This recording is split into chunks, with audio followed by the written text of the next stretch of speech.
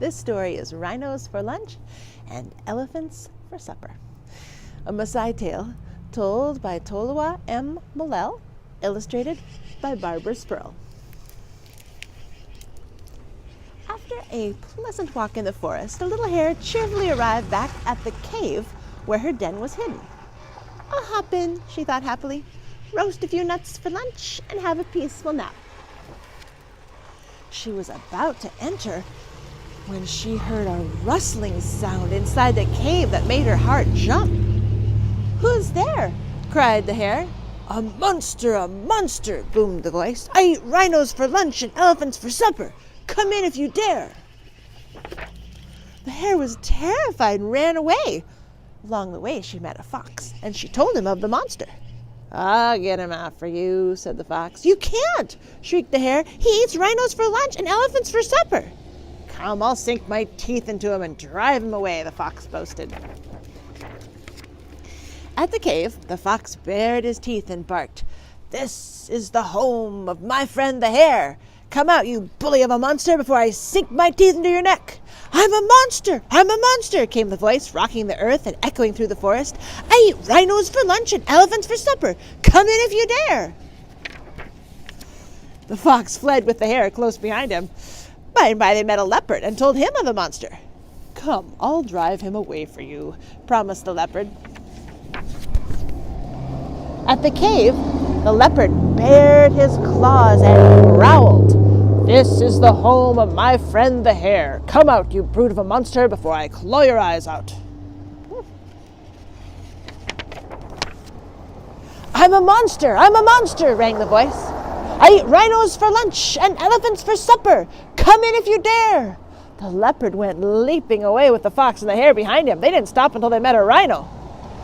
"Leave him to me," rumbled the rhino when he heard about the monster. "One poke of my horn and he'll be out in the bush."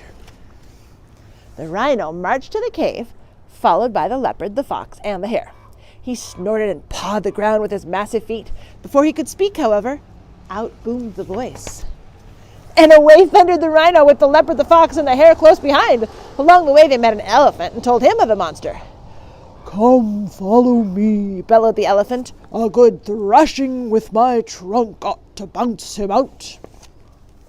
But his bellowing did no good, and once again, with the elephant in the lead, they all stampeded away from the frightening voice in the cave. As the animals went thrashing and crashing through the forest, the ground shook and woke up a little frog who came storming out of her hole. "What's the meaning of this?" she demanded angrily. "Your foolish noise woke me up." On hearing about the monster, the little frog calmed down somewhat and thought for a moment. Then she said, "Come, I'll drive him out for you." The animals stared at her.